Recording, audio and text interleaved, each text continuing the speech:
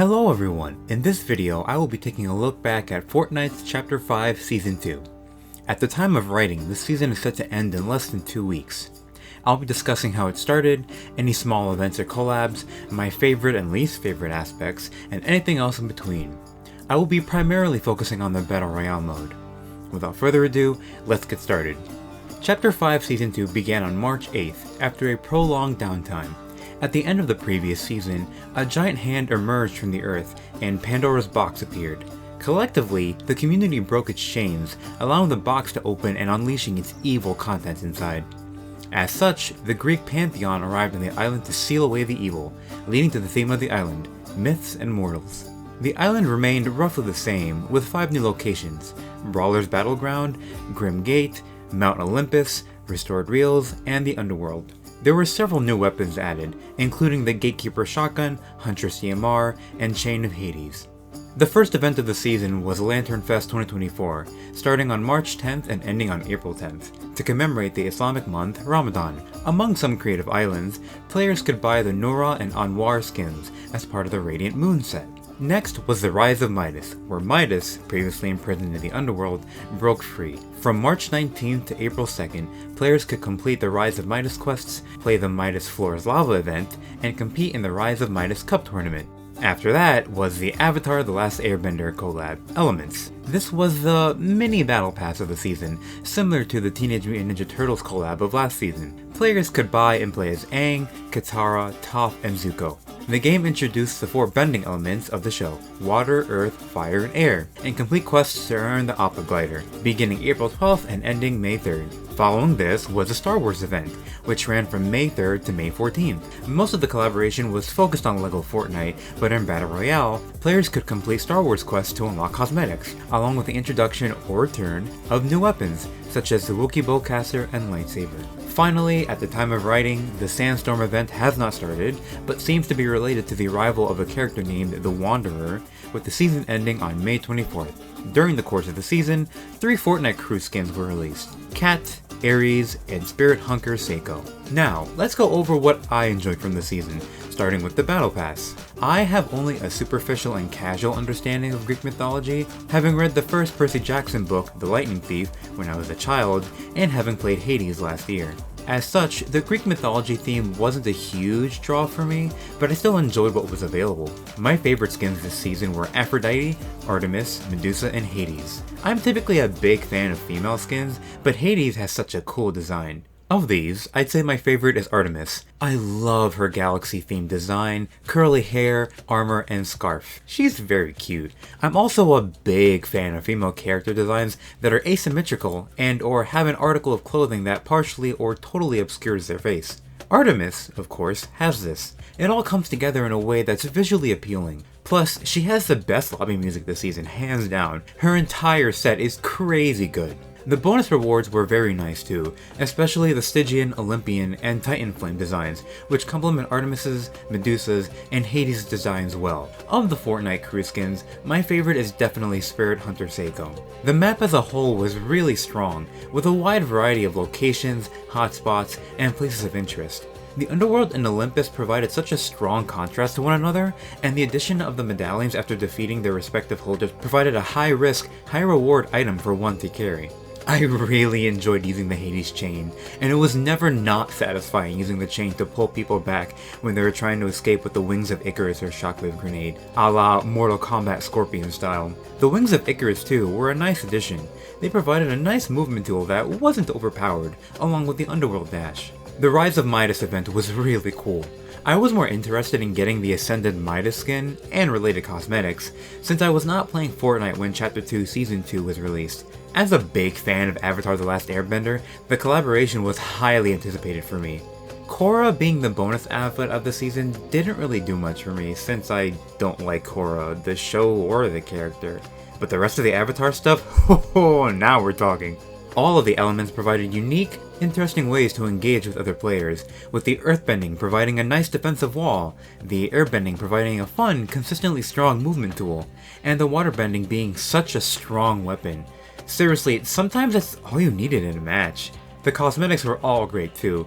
What a treat to see Toph scoping down enemies with the DMR. My favorite skins of the season are all the ones I named before, plus Clara, Dynamic Hush, and Harpy Haze. Now, onto things that I didn't enjoy as much. The Battle Pass I felt was quite mixed in its output.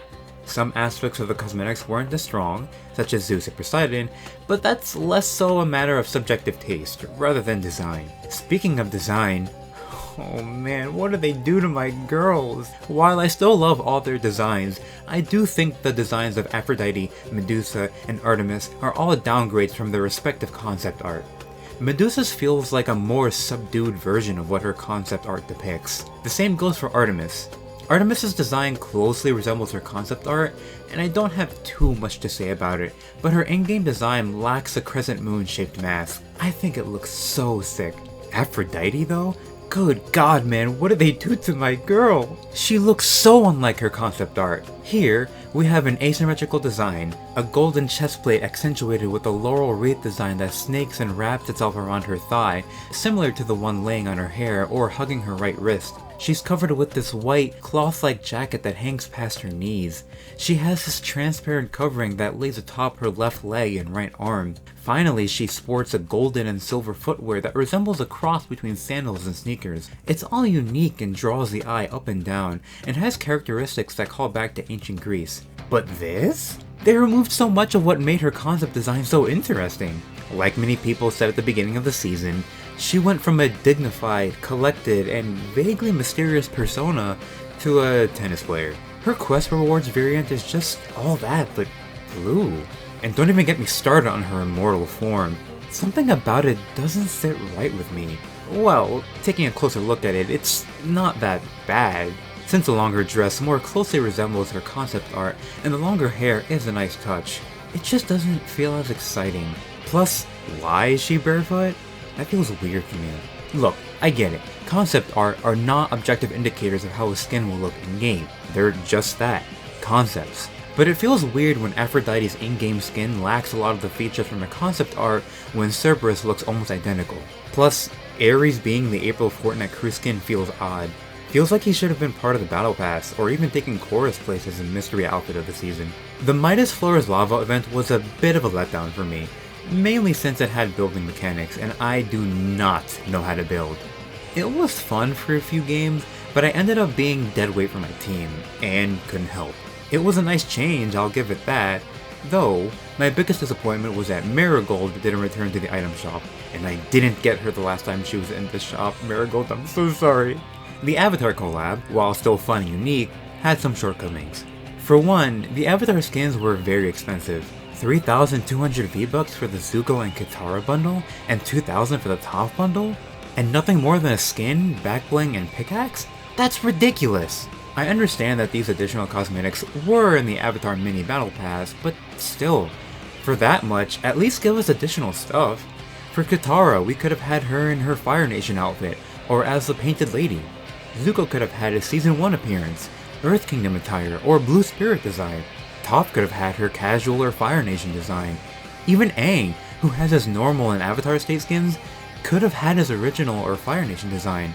And where is Sokka? We got his Space Lord but not him? And Korra is just Korra. I'm not a Star Wars fan, but even I felt like the collaboration this season was weak. Again, focusing solely on Battle Royale, we got some Imperial roadblocks, a few weapons, and a single lightsaber? The Star Wars event in Chapter 4 Season 4 felt a lot more lively and fun. At least players could get more than one lightsaber and have duels with each other. This time around we only got one? On the whole island? And let's not talk about the fact that Darth Vader, arguably the most popular Star Wars skin in Fortnite, is locked behind a battle pass from 2 years ago. Oh, you love Star Wars and want to get the Darth Vader skin? Sorry kid, should have played 2 years ago when you had the chance. I also didn't like how gaining XP this season felt nerfed. I was able to get to level 200 by doing LEGO AFK shenanigans, so that wasn't an issue for me. But the implementation of the match quests and story, weekly, and Star Wars quests only granting 10,000 XP upon completion, it felt like gaining XP and leveling up was harder and much slower this season. Did anyone else feel that this season? I understand that all the XP was split between all the aforementioned quest types, but it felt like a slog. Now, taking a look at the season as a whole, was it good? Yes, absolutely. If you're a big fan of Greek mythology, this season was for you. If you aren't, like me, There's still enough there for you. Great battle pass skins and cosmetics, bonus skins, cool collaborations throughout, new and interesting weapons, and movement items. There was a lot of fun to be had. Is it among the strongest or best seasons? I don't think so. It currently sits 14th on the Fortnite.gg best season rankings, which reflects how I feel. Not great, not bad, just good. It's nowhere near my favorite season, but I enjoyed it nonetheless. At the time of writing, I have no idea what Fortnite has in store, but I've enjoyed what we got, and I'm looking forward to what comes next. Thanks for watching! What did you think of Fortnite's Chapter 5 Season 2? Did you enjoy it? Dislike or even hate it? Didn't play at all? Let me know in the comments below. Be sure to like and subscribe. If you're new to the channel, I make videos on, really, whatever I like, primarily animated movies and gaming. I stream occasionally if you're into that sort of thing. That's it for me for now. Until next time, take care and have yourself a damn good one.